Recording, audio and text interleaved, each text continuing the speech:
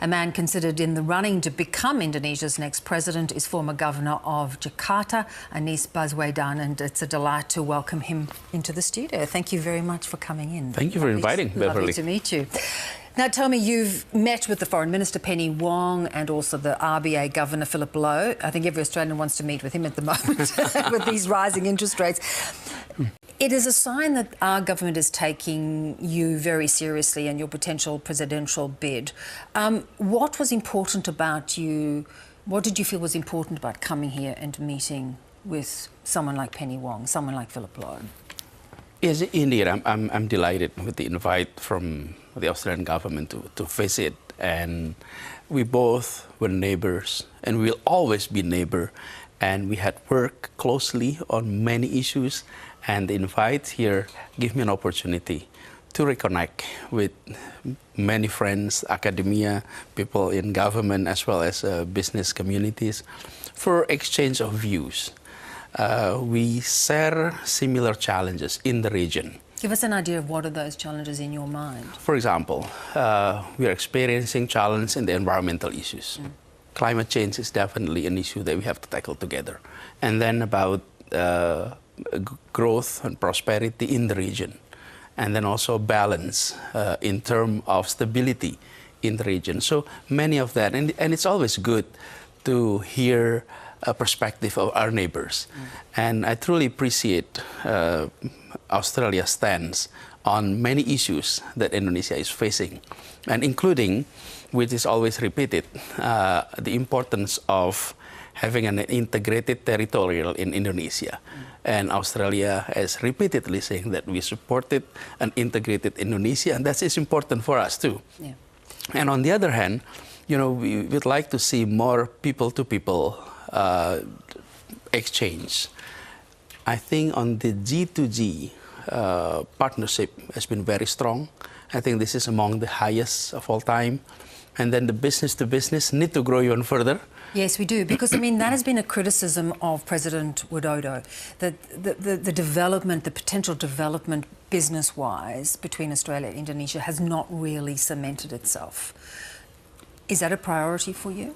I think so. I think we would like to see more business engagement between Indonesia and Australia. If I'm not mistaken, Indonesia is ranked 13th as Australia business partner. We'd like to see that go up a lot higher. And we need to be on the top 10 of Australia's business partners. And for that, I think we really need to start not only just inviting Australians to come and invest in Indonesia, or we import more from Australia. But I think it's also important to underline that harvesting partnership in business, partnerships in government relationship, need to start from people-to-people engagement. But don't you think it also needs to have the right climate? Not too much bureaucracy, not too much red tape. You need those, of course, those safeguards, but you need it to be accessible, which often is a struggle for Australian businesses in Indonesia. On the other hand, we have engagement quite extensive with business partners from different countries. So I think it is also about how we view each other, as that we need each other, and we are the closest neighbors. For Australia, Indonesia is the closest to the north, and for us, whenever we're looking to southeast, it's Australia. And I think the feeling of closeness need to be strengthened. And I think that is the area which, you know, based on our conversation in Sydney, in Canberra, and today, I believe that is the message that we need to echo even louder. Let's talk a little bit about the divisiveness of politics in recent years. We see it still going on in America, awful divisiveness. We had a period here in Australia which seems to be easing a little bit. You have been very heavily criticised for a very divisive campaign when you ran for governorship, and won, because you teamed up. You played the religion card, and it's kind of haunted you ever since. Do you regret it? Let me put it this way. Whenever you have an election, and then you have competing candidates. Give you one example. If the candidates were were different in terms of gender, one male and one female, then gender issue will dominate the conversation. It can be the divisive factors. But you could, you could have played the bigger man. Let me continue that. Finish, yeah. And then if the candidates come from different ethnic groups, then ethnic issue can divide. And even sometimes when you have a referendum where there is no person, there is no faith involved, it can be divisive. Look at the Brexit, for example. It was divisive there. There is no person, there is no religion, there is no faith in there. So that is the same thing. When there is a Muslim candidate and a Christian candidate, then religious issue come into equations. So what happened? But how you play that card can be a very, very subtle, very, Right. not ugly, not nasty. During election, every side always label the other side in every elections. That was in 2017. I have completed my term now, 5 years, and I didn't challenge those labeling at that time because I don't want to challenge statement with statements. So what I did is I worked 5 years in Jakarta and truly provide equal opportunity, equal treatments to all religious groups and any religious group. And in fact, we created the feeling of stability, the feeling of peace in Jakarta. And now it's all completed. So I'm inviting everyone to judge me not based on assumption, but based on record. So in this, you've got the backing of 3 considerable parties. One, again, is a conservative Islamist group, Islamist party. Do you undertake not to go down that path again? Will you try and keep religion out of your presidential bid? And it has been proven that I may have support from various different groups. Yeah. But when it comes to making decisions, I have priorities based on 4 things. 1 is principle of equality. Number 2 is public interest. Number 3 is common sense. And number 4 is law, rules, and regulations.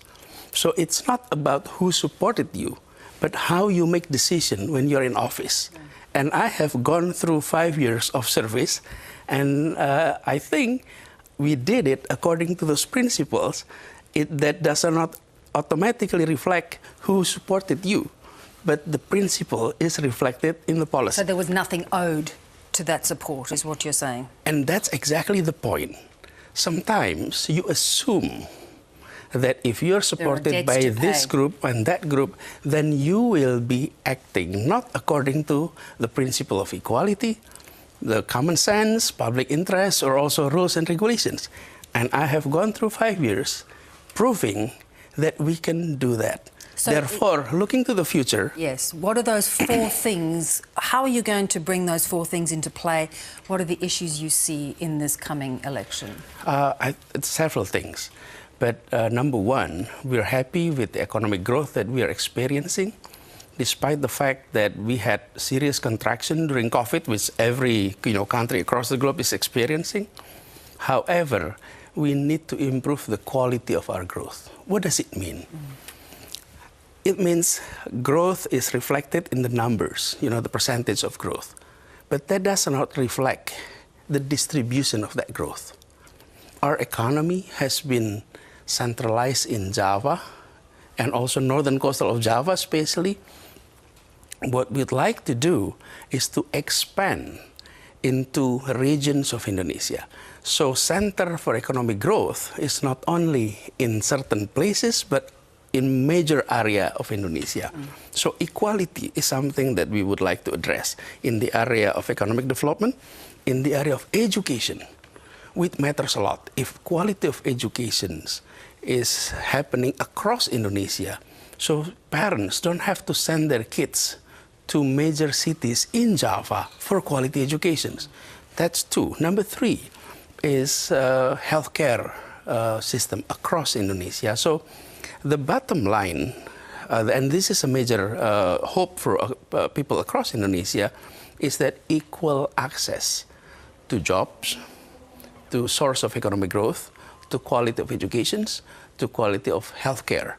And then on top of all of that is a policy with regard to agriculture, policy with regard to fisheries, and we are a very rich natural resources country, and systematic approach on allowing equal growth across those regions is of interest in the general public. Yeah. I've traveled quite a few in the past few months.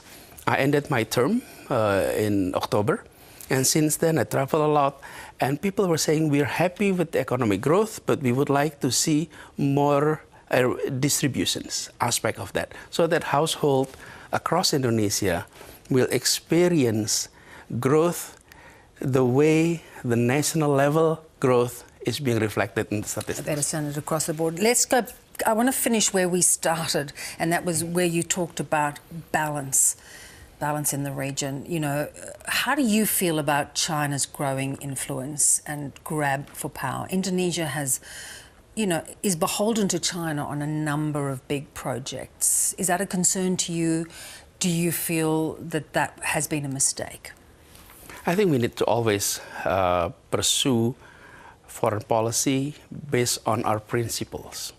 Indonesia has adopted since then a non-aligned view about where we put ourselves in the world. And we need to continue on that track. So on the one hand, we need to continue to maintain good relationship with China. On the other hand, we also need to maintain, you know, good relationship with the US and other major players.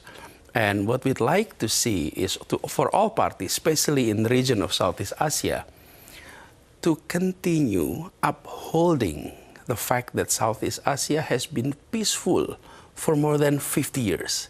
This is a region where tensions were absent in the past 50 years. But no longer. But we do hope it is continue to be that way, because it is very important for everyone in the regions. So Australia... So as President, would you play a greater international role that hasn't been I think so. Indonesia needs to play more active roles in the international arena, and that we need to be active based on our principles. So foreign policy does not always reflect more transactional approach, meaning it is not only about how much money foreign countries are coming into us. It is not only about trade, but it is about our contributions in sustaining peace and stability in the regions and across the globe. And Indonesia, as the fourth largest country in the world, need to play a bigger role in that. Part. Oh yeah, and especially in Asia. So, you know, we're talking South Asia. We're almost 40% of the populations in Southeast Asia. So we definitely need to be a little bit assertive and more active. We look forward to watching you proceed down this path, and it's really great to have had you with us. Thank you so much. Thank you for having me, Beverly. Great pleasure.